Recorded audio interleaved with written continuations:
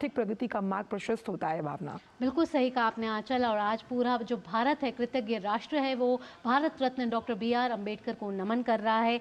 Doctor Bhimrao Ambedkar एक बड़े समाज सुधारक तो थे ही, एक विद्वानी थे, एक राजनेता थे, और उनको संविधान का जनक माना जाता है। कहा जाता है कि उन्होंने जो संविधान का जो प्रारूप तैयार किया, उसमें डॉक्टर भीमराव अम्बेडकर की बड़ी भूमिका रही है। उन्होंने अपना पूरा जीवन जातिवाद को ख़त्म करने के लिए और गरीबों, अन्य पिछड़े वर्गों के उत्थान के लिए अर्पित किया। उनके अनुयायियों का मानना है कि उनके गुरु भगवान बुद्ध की तरह ही काफ़ी सदाचारी थे। तो भारतीय संविधान का जो प्रारूप देने वाले थे, जो वंचितों, शोषितों, पीड़ितों की हितों की आवाज़ थे, वो थे डॉक्टर भीमराव अम्बेडकर, जिनके जो विचार हैं आज भी प्रासंगिक हैं, आज भी चिरस्थायी हैं। और संसद का ये परिसर देखिए, संसद यानी लोकतंत्र का वो मंदिर जो हमारी लोकतंत्र की आस्था, गरिमा का सबसे बड़ा परिचायक है।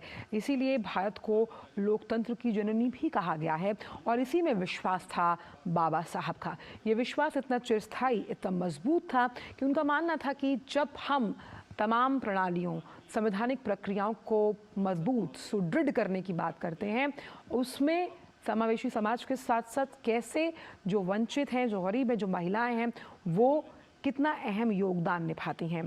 कहते हैं कि एक महिला जब शिक्षित होती है तो पूरा परिवार शिक्षित होता है, और इसी विचार को अंगीकार करते हुए बाबा साहब अम्बेडकर और आज भी हम जो जिस तरह से सरकार प्रतिबद्ध है तमाम उन लोगों के लिए, उन गरीबों के लिए, उन वंचितों के लिए, वो जो दूरदर्शिता थी बाबा साहब अम्बेडकर की, वो यहाँ नज़र आती है। जिस आत्मनिर्भर राष्ट्र को लगातार, जिसका सपना उन्होंने देखा था, आज हम नव संकल्पों के साथ उस विकसित भारत के पथ पर लगातार अग्रसर हैं। और बाबा साहब, जिन्हें हम सामाजिक न्याय के पुरोधा के रूप में भी जानते हैं, उनका ये हमेशा मानना था कि समाज सबको साथ लेकर चलने वाला जब होता है तो हम आर्थिक परिदृश्य से वैश्विक पटल पर अपनी पहचान को अंकित, परिलक्षित करते हैं।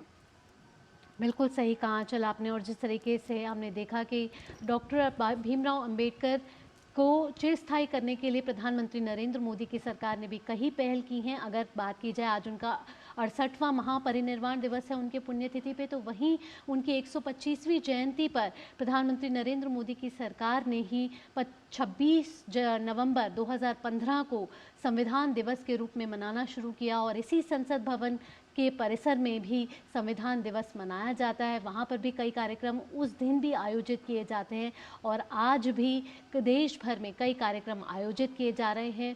डॉक्टर भीमराव अम्बेडकर, भारत रत्न, भारतीय संविधान के प्रारूप देने वाले, रचयिता, भारतीय संविधान के जनक। और बाबा साहब अम्बेडकर हमेशा से इस बात को परिलक्षित करते गए, कहीं ना कहीं अंकित करते गए कि किस तरह से सभी को साथ लेकर चलना बेहद ज़रूरी है।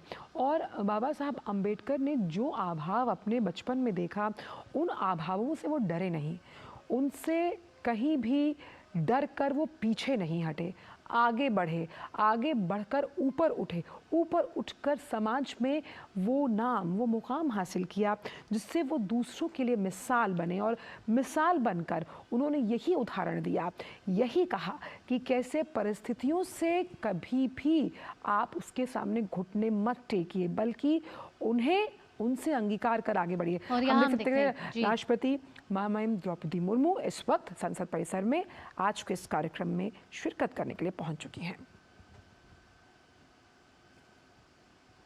तो अब राष्ट्रपति द्रौपदी मुर्मू, उपराष्ट्रपति जगदीप धनखड़, प्रधानमंत्री नरेंद्र मोदी, लोकसभा स्पीकर ओम बिरला सभी संसद परिसर के इस मंच पर आते हुए, जहां डॉक्टर भीमराव अम्बेडकर को श्रद्धा सुमन अर्पित किए जाएंगे 68वें महापरिनिर्वाण दिवस के मौके पर। और आज का दिन बेहद अहम, यहाँ पर तमाम गणमान्य मौजूद, राष्ट्रपति द्रौपदी मुर्मू, उपराष्ट्रपति प्रधानमंत्री नरेंद्र मोदी, लोकसभा स्पीकर ओम बिरला, केंद्रीय मंत्री अर्जुन राम मेघवाल को भी आप देख सकते हैं, तमाम अन्य सांसद मौजूद हैं, गणमान्य मौजूद हैं आज के इस कार्यक्रम के लिए। श्रद्धा सुमन अर्पित करती हुई महामहिम राष्ट्रपति द्रौपदी मुर्मू संसद परिसर में जो महापरिनिर्वाण दिवस का आयोजन किया गया उसके उपलक्ष्य में बाबा साहब अम्बेडकर को पूरा कृतज्ञ राष्ट्र आज कर रहा है नमन। राष्ट्रपति द्रौपदी मुर्मू ने भी अर्पित किए श्रद्धा सुमन। और यहीं आप देख सकते हैं उपराष्ट्रपति जगदीप धनखड़ भी पुष्प अर्पित करते हुए भारत रत्न डॉक्टर भीमराव अंबेडकर को सभी अपनी तरफ से श्रद्धा सुमन अर्पित करते हुए, सभी अपनी तरफ से श्रद्धांजलि अर्पित करते हुए। और यहाँ बौद्ध धर्म के अनुयायियों से भी मिलते हुए साथ ही साथ प्रधानमंत्री नरेंद्र मोदी ने भी श्रद्धा सुमन अर्पित किए।